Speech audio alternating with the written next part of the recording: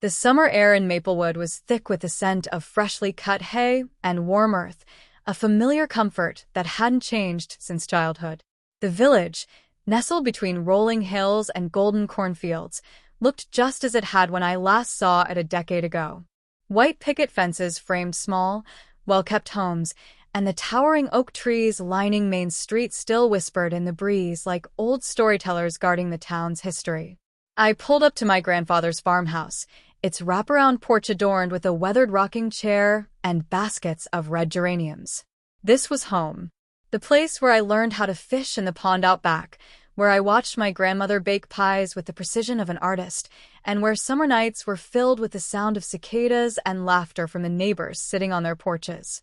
I stepped out of the car and stretched, the long drive from the city still weighing on my shoulders.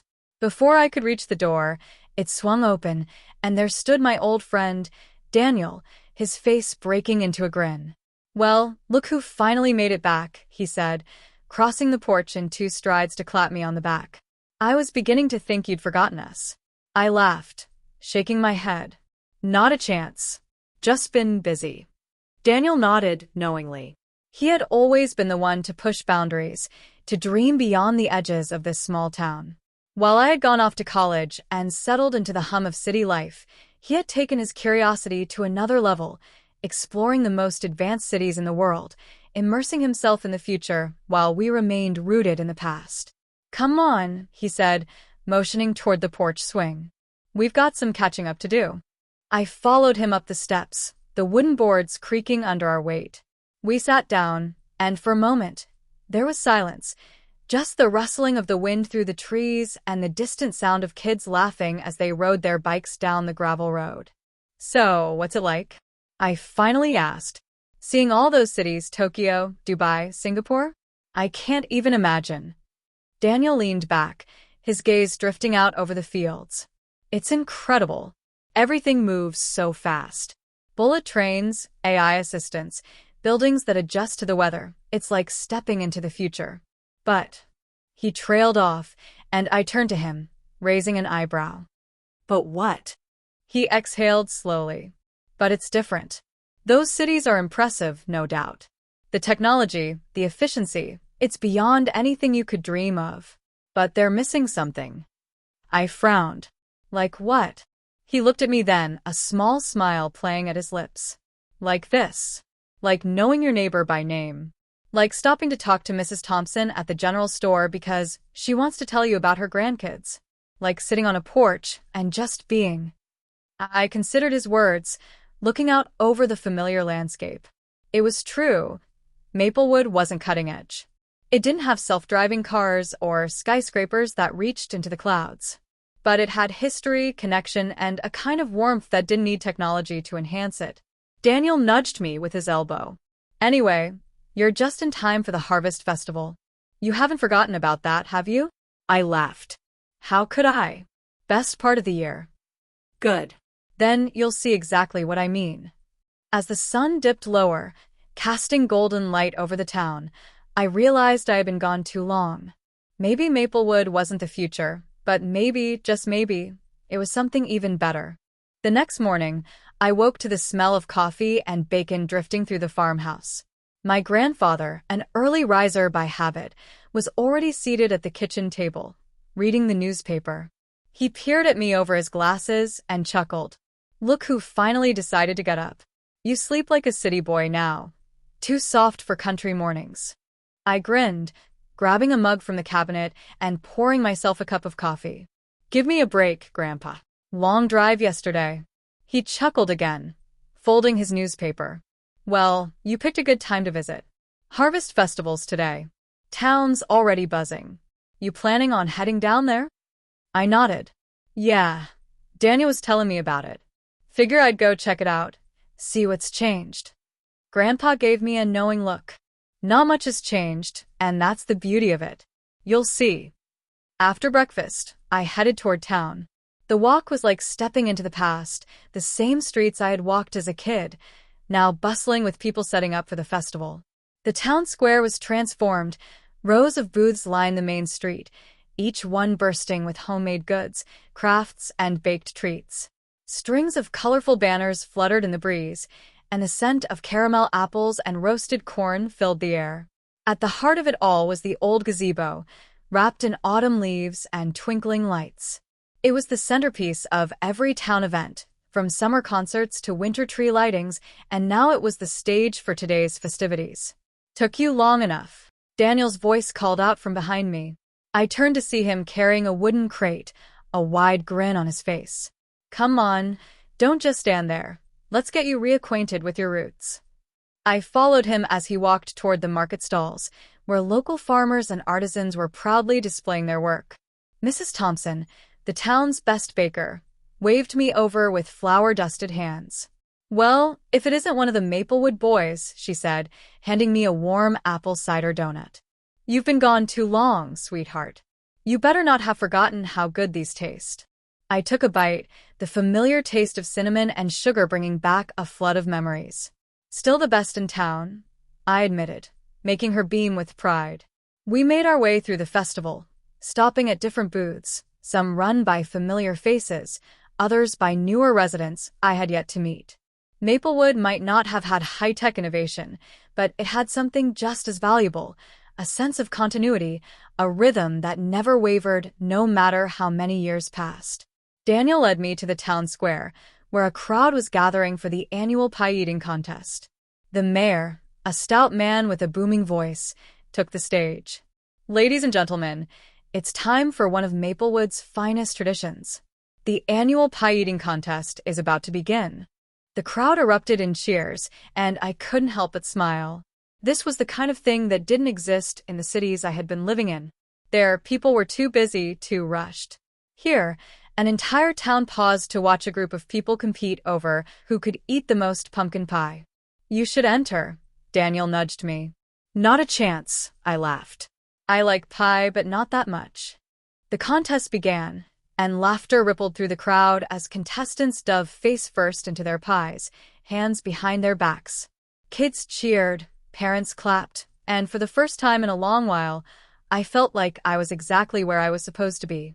As the festival carried on into the afternoon, Daniel and I wandered toward the edge of town, where the old general store still stood.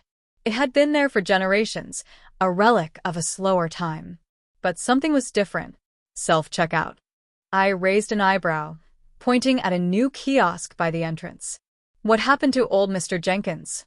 "Still here," Daniel assured me, but I convinced him to add a few modern touches.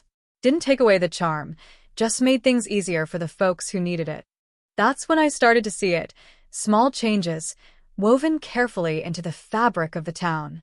The community bulletin board now had a digital screen for announcements, the library offered ebooks alongside paper copies, and the farmers' market had a new system for tracking produce demand. Technology had arrived in Maplewood, but it hadn't erased its identity. Instead, it had strengthened it. As evening fell, the festival reached its grand finale, the town dance under the stars. The gazebo lit up with fairy lights, and a live band played country tunes as people gathered to dance. Daniel and I stood at the edge of the square, watching as neighbors laughed, danced, and enjoyed the moment. "See what I mean?" Daniel said, gesturing at the scene before us. "You can have all the technology in the world, but if you don't have this connection, community, what's the point?" I nodded, finally understanding.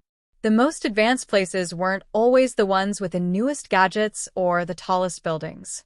Sometimes, they were the places that held on to what truly mattered. And maybe, just maybe, Maplewood was one of them. The morning after the Harvest Festival, Maplewood had settled into its usual calm. The decorations still hung in the town square, swaying gently in the breeze, and the scent of autumn lingered in the air. Pumpkin, cinnamon, and a hint of bonfire smoke from the previous night's celebration. I sat on my grandfather's porch, a steaming mug of coffee warming my hands as I watched the golden sunrise stretch across the fields. Daniel arrived not long after, carrying 2 more cups of coffee from the general store. He handed me one with a knowing grin. "I know you've been spoiled by fancy city coffee, but this is still the best cup you'll get for miles." I chuckled, taking a sip. "You're not wrong. There's something about coffee from a small-town general store that just hits different." Daniel leaned against the porch railing, gazing out at the quiet road leading into town. "I wanted to talk to you about something," he said after a moment. "Something I've been thinking about since I got back." I raised an eyebrow. "Sounds serious." He nodded. "It is. Look, I've seen the most advanced cities in the world: Tokyo, Singapore, Dubai. They're incredible, no doubt. But they're missing something we have here. Community. Tradition. A real sense of belonging." I nodded slowly, waiting for him to continue. "But here's the thing," he went on. "Maplewood can stay true to its roots while still benefiting from some of the advancements I've seen. We don't have to choose between the past and the future. We can have both." I frowned. "What exactly are you suggesting?" Daniel sat down next to me, setting his coffee on the wooden railing.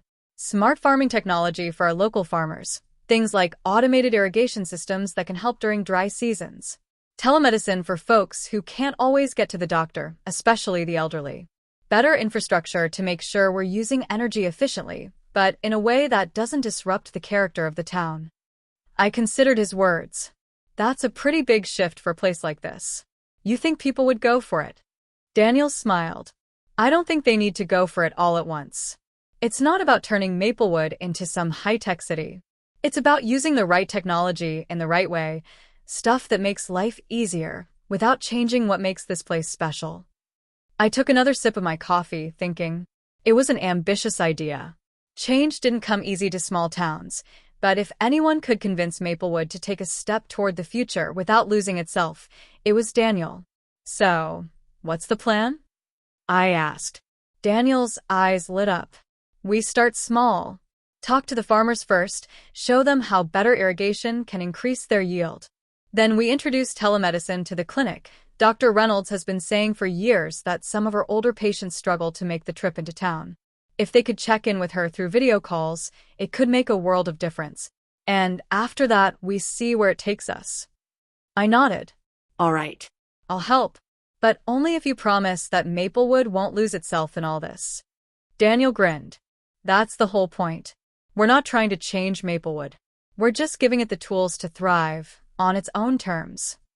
The idea had been planted. And though neither of us knew exactly how it would unfold, one thing was certain.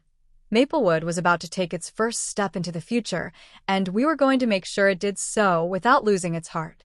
Later that afternoon, Daniel and I walked into the Maplewood Town Hall, where a handful of community members were already gathered for the weekly meeting. The building had been the heart of the town for generations, its wooden floors creaking underfoot, and its walls lined with old photographs of past mayors and town celebrations. A chalkboard at the front displayed the agenda for the day, written in neat cursive handwriting. Road repair updates. Harvest festival recap. New community initiatives. The last item was ours. "You ready?" I asked Daniel as we took a seat near the front. "As ready as I'll ever be," he replied, flashing a confident grin.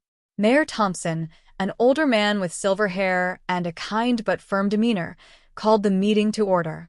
After addressing the first 2 points, he turned his attention to us.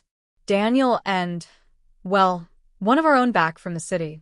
"What have you got for us today?" he asked, his tone light but curious. Daniel stood, clearing his throat. "Mayor, friends, I know Maplewood has a way of doing things that's worked for generations. And I love this town for it. But after traveling to some of the most advanced cities in the world, I've come back with an idea, not to change Maplewood, but to help it thrive."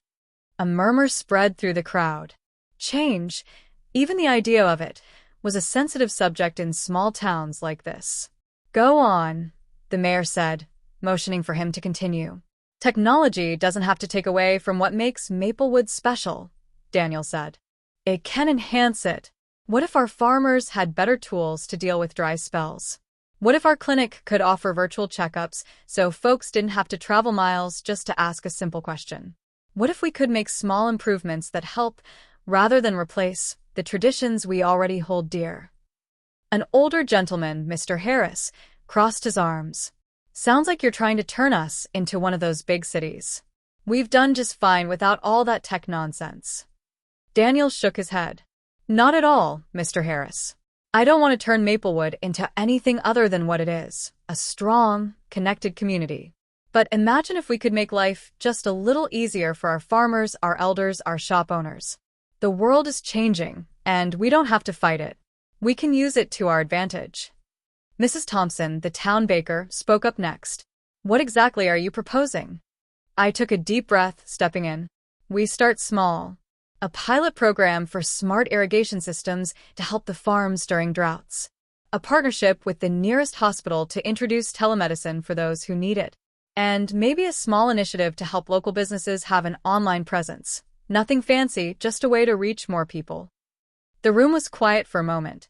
The town had always been wary of outside influence, but there was something in their expressions.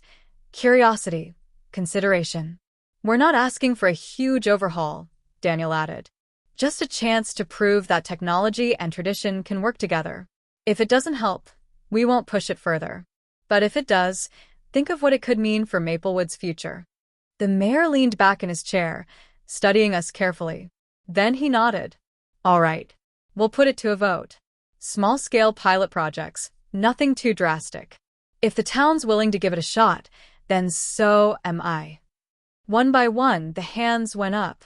Slowly at first, then more confidently. And just like that, Maplewood took its first step into the future. On its own term.